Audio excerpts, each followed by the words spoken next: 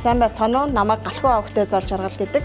Би 2016 онд Дорнод их сургуулийн багангийн багш мэргэжлэр төгсөж 2018 оноос Хэрлэн сумын 8 дугаар сургуульд 8 дахь жилдээ багангийн багшаар ажиллаж байна.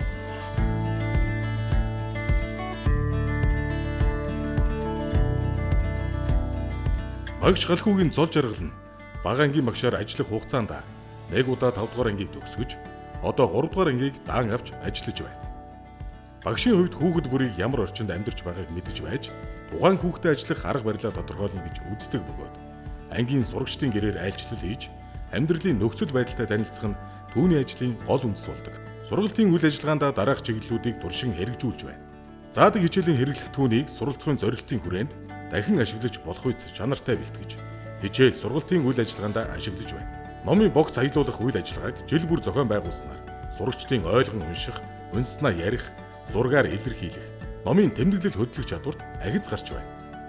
Цахим сургалтын үед гэр бүлийн хамтын бүтээлч даалгаврын хүрээнд үлгэрч гэр бүл сэдвийн дор гэр бүлээрээ үлгэр сонгон уншиж, үнсэн үлгэрээр гэр бүлийн гишүүдтэйгээ хамтран 3 хүүхэлдээ хийж тоглуулан, бичлэг хийж ангийн группт байршуулснаар бусдаас суралцах, хүүхэд гэр бүлтэйгээ цагийг үр бүтээлтэй өнгөрөөх нөхцөл бүрдсэн. Үүнээс улбалан одоо хүртэл гэр бүлийн хамтын даалгаврыг үргэлжлүүлэн хэрэгжүүлж байгаа бөгөөд Монгол хэл хичээлийн хүрээнд гэр бүлтэйгээ хамт хоолны жор боловсруулах, жорын дагуу хоол хийх, Монгол өв уламжлалаа судлан чөдөр хийх, хүн ба орчин хичээлийн хүрээнд гэр бүлийнхээ орлого зарлагыг тооцох, хөдлөх гэх мэт ахуйн амьдрал суурилсан даалгавруудыг өгч үр дүнг тооцсон ажиллаж байна. 2 дугаар ангиас эхлэн сурагчдын зохион найруулж бичих чадварыг сайжруулах зорилгоор зураг ашиглан их зохиож сурцгаая. Бодох чадварыг сайжруулах зорилгоор өглөө бүр нэг бодлого үйл ажиллагааг тогтмолжуулан ажиллаж байна. Даасан ангийн сурагчдын 76%-ийг авьяа сонирхлын дагуу хичээлээс гадуурх дугуулан чиглүүлэн хамруулж байна. Сургуулийн сэтгэл зүйчтэй хамтран үе тэнгийн дээрлэхэл сургалтыг зохион байгуулсан.